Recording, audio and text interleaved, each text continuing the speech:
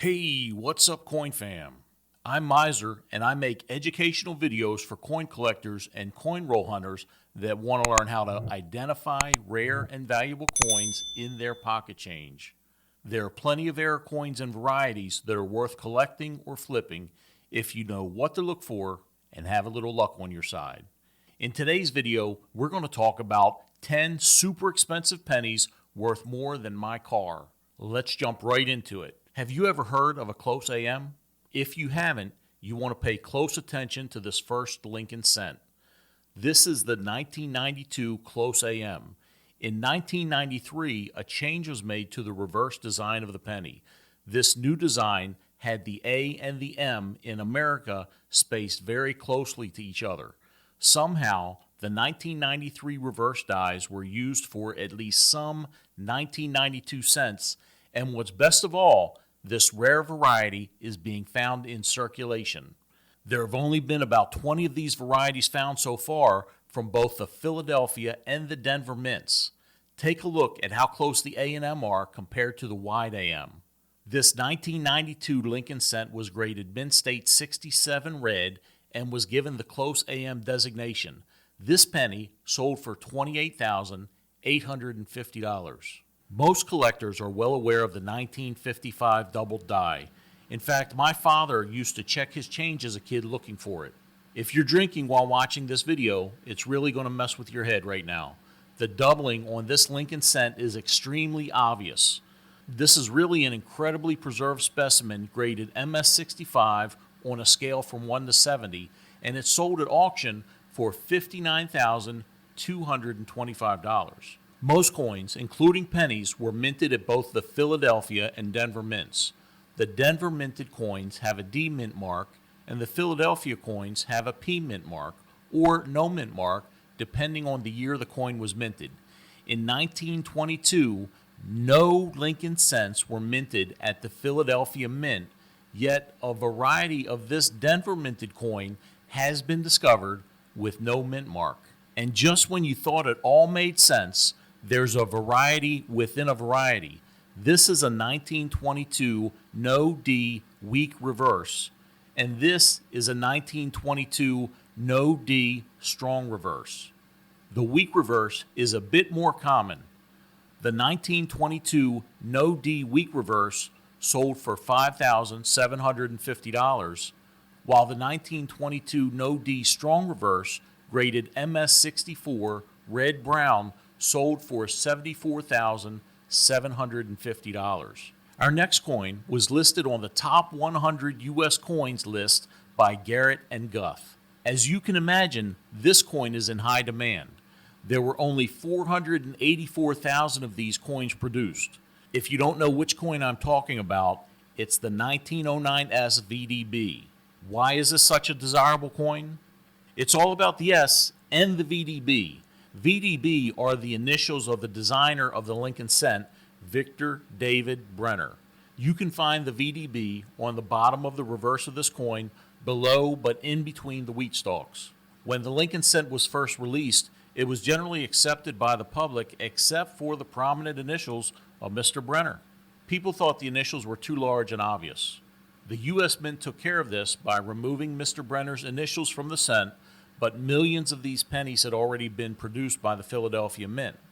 The San Francisco Mint, however, only produced 484,000. Even in poor condition, this variety can bring in an easy $700. So how much do you think a 1909S VDB graded MS67 red brought in at auction? How about $117,500? Here's a nice double die variety I'd love to have in my collection. This is a 1969S Mint State 64 red double die obverse. Cents are routinely put into categories based on their color. These categories are red, red-brown, and brown. A red designation on an older coin is generally worth more than other designations. The doubling on this penny is very obvious. Take a look at the words "In God We Trust" and "Liberty," as well as the date. Put all of this together, and you've got a penny worth $126,500. One of the factors used to determine the value of a coin is the population. While mintage is the number of coins produced, population is the number of coins known to exist. One of the rarest pennies in the MS65 red grade, which happens to be the highest grade known for this date, is the 1926S. The grade, population, and color combination brought in a cool $149,500 at auction. How about this 1864 L on ribbon Indian cent? This coin was graded PR65, which means this is a proof coin. It's estimated that there were only 20 of these coins struck. If you ever come across one of these, you're looking at $161,000. Have you ever seen one of these before? This is an 1856 Flying Eagle cent. It was graded proof 67 plus, which means it was graded in between a 67 and a 68. This coin is one of 634 coins believed to have been minted by the die pair for the coins that were issued to members of Congress for their approval. This cent brought in $240,000 at auction. Take a look at this one here. This is another 1909, and yes, it's a VDB. This is a matte-proof coin. It was graded a PR 67 plus. That's a really high grade for any penny, let alone one more than 100 years old. If that's not enough, this coin has the CAC gold label. This label means that the organization believes the coin is undergraded. CAC is the Certified Acceptance Corporation, which is a certification company that evaluates certain coins already certified by NGC or PCGS. Put all of these factors together and add the fact that the known population for this coin at this grade is a 1, and you have a coin worth $258,000. Just when you thought a penny couldn't be worth any more, I bring you this 1944S zinc plated steel planchet penny. Pennies in 1943 were made of steel instead of copper, so that copper could be used for war efforts.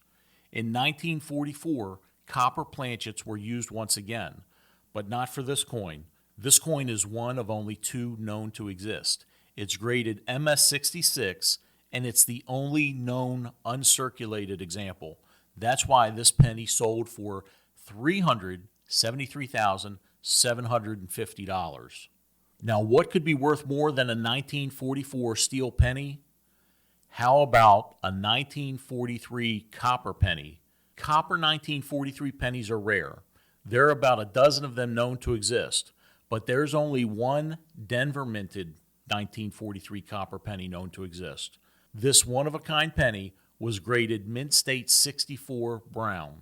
How much did this incredible coin sell for? Are you sitting down? Would you believe $840,000? That's definitely worth more than the value of all the cars in my household. So do you have a quarter worth $9,000? Watch the video on the right to find out.